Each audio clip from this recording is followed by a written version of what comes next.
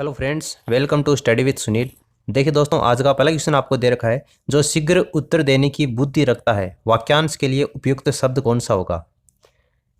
जो शीघ्र उत्तर देने की बुद्धि रखता है उसके लिए एक शब्द कौन सा काम में लिया जाता है। तो देखिए, उसको किस नाम से जाना जाता है। प्रत्युत्पन्नमति के नाम से उसको जानते हैं। प्रत्युत्पन्नमति जो शीघ्र उत्तर देने की बुद्धि रखता है। Option second.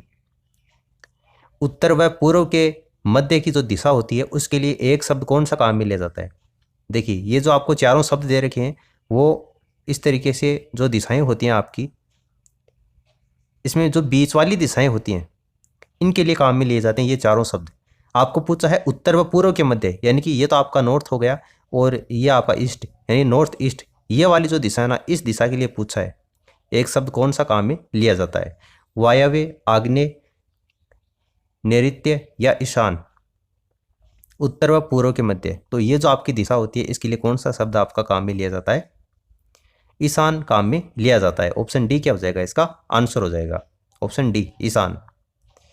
मरने की इच्छा वाक्यांश हेतु उपयुक्त शब्द है। मरने की इच्छा, मरने की इच्छा होती है उसको किस नाम से जाना जाता है ये आपको बताना है।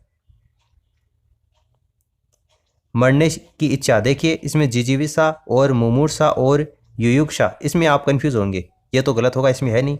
तो देखिए इसको ध्यान में रखना, मरने की इच्छा, मैं से मरने और मैं से मुमूर्षा, ठीक है। इसको इस तरीके से आप रिलेट करके याद रख सकते हैं। तो मुमूर्षा किसको बोलते हैं, मरने की इच्छा, ठीक है, ऑप्शन सी। फिर देखिए, जिसे धर्म में निष्ठा हो उसको क्या बोलते हैं। जिसे धर्म में निष्ठा हो यानी जिसकी आस्था हो, उसके लिए वाक्यांश के लिए एक शब्द क्या काम में लिया जाता है। जिसे धर्म में निष्ठा हो वो क्या होता है, धर्मनिष्ठ होता है। जिसे धर्म में निष्ठा होती है, तो ऑप्शन सेकंड इसका आंसर हो जाएगा। जिसका कोई अर्थ न हो उसे कहते हैं, जिसका कोई अर्थ नहीं होता उसको क्या बोलते हैं। सार्थक, निरर्थक, समर्थ या अनर्थ। जिसका कोई अर्थ नहीं होता उसको किस नाम से जाना जाता है।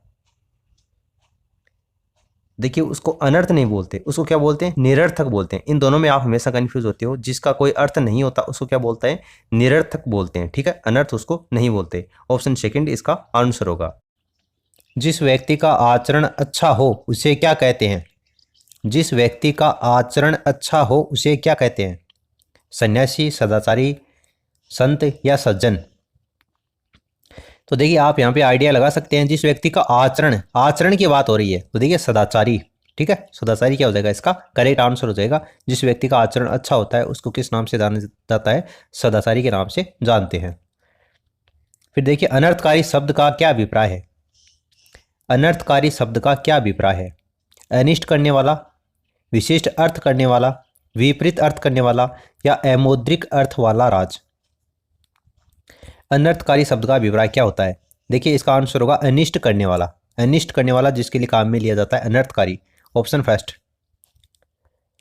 जो सबके मन की बात जानता है, वाक्यांश के लिए एक शब्द क्या है।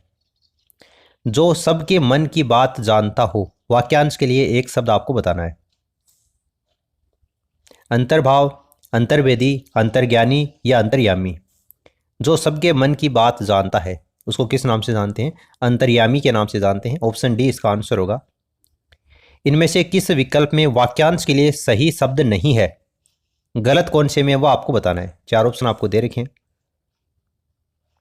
यहाँ पर। देखिए, गलत कौन सा है वो बताना है आपको। वह जो कभी बुढ़ा न हो, जो कभी बुढ़ा नहीं होता उसको क्या बोलते हैं, अजर बोलते हैं, बिल्कुल बोलते हैं, सही है। तो बिना पलक झपकाए उसको किस नाम से जानते हैं, निमिलित, ठीक है, ये भी सही है। वह जो किए का उपकार माने उसको क्या बोलते हैं, कृतज्ञ बोलते हैं, ठीक है। जो किए गए उपकार को मानने वाला होता है उसके लिए कृतज्ञ शब्द काम में लिया जाता है। और सूर्य के अस्त होने का समय प्रदोष, ये गलत है। सूर्य के अस्त होने का जो समय होता है उसको प्रदोष के नाम से नहीं जानते। ऑप्शन आपका जो डी दे रखा है वो क्या हो जाएगा, इसका राइट आंसर हो जाएगा। क्योंकि कौन सा सही नहीं है वो पूछा था, इसलिए ऑप्शन डी इसका इनकरेक्ट उत्तर होगा। जो बहुत बोलता हो, वाक्य खंड का संक्षिप्त रूप क्या है। जो बहुत बोलता है, देखिए जो कम बोलता है वो क्या होता है, आपका मितभाषी होता है। और जो ज्यादा बोलता है उसके लिए काम में लिया जाता है वाचाल, ठीक है। वाचाल इसका आंसर होगा, ऑप्शन सेकंड। अब देखिए, बात करते हैं कुछ शिक्षा मनोविज्ञान की क्वेश्चन आंसर के बारे में।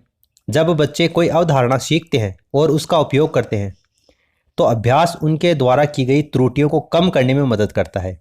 ये विचार कौन से मनोवैज्ञानिक के द्वारा दिया गया है ये आपको बताना है। जब बच्चे कोई अवधारणा सीखते हैं और उनका उपयोग करते हैं तो अभ्यास उनके द्वारा की गई त्रुटियों को कम करने में मदद करता है। ये बात किसने कही थी? थॉर्नडाइक के द्वारा ये बात कही गई थी। तो E.L. थॉर्नडाइक ऑप्शन फर्स्ट इसका आंसर होगा। एक 6 साल की लड़की है, असाधारण खेल क्षमता दिखाती है। उसके माता पिता दोनों ही खिलाड़ी हैं। उसे रोज कोचिंग के लिए भेजते हैं और सप्ताह के अंत में उसे प्रशिक्षण देते हैं। उसकी क्षमताओं के बीच बातचीत का परिणाम होने की सबसे अधिक जो संभावना है वो कौन सी है, वो आपको बताना है। उनकी क्षमताओं के बीच में बातचीत का परिणाम होने की सबसे अधिक जो संभावना है वो इनमें से कौन सी होगी? आनुवंशिकता और पर्यावरण, ये इसका आंसर होगा ऑप्शन फर्स्ट। ठीक है। निम्नलिखित में से कौन सा समाजीकरण के द्वितीयक एजेंट है? समाजीकरण के द्वितीयक एजेंट कौन से हैं ये आपको बताना है। समाजीकरण के द्वितीय एजेंट परिवार और पड़ोस? नहीं, द्वितीयक एजेंट पूछा है। परिवार जो है वो प्राथमिक है।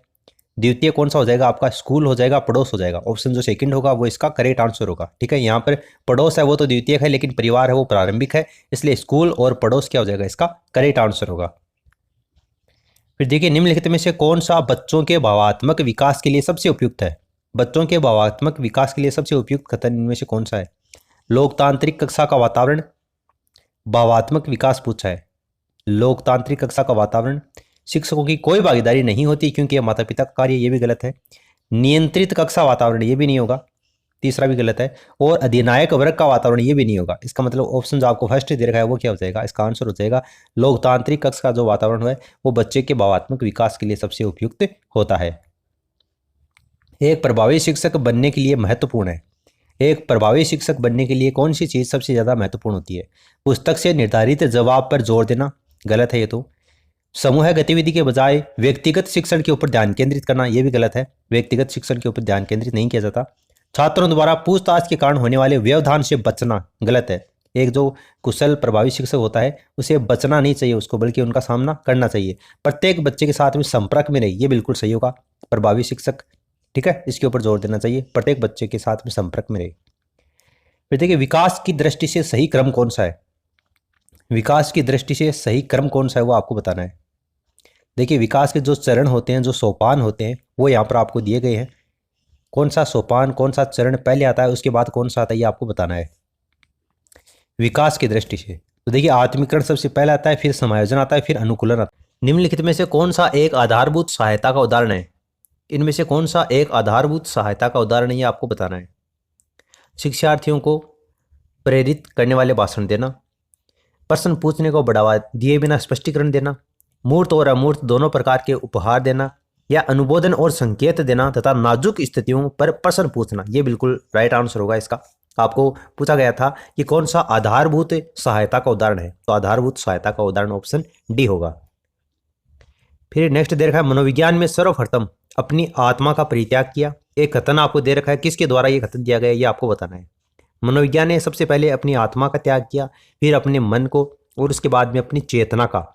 अभी वह एक प्रकार के व्यवहार में संजोई हुई है। यह कथन कौन से साइकोलॉजिस्ट के द्वारा दिया गया है, यह आपको बताना है।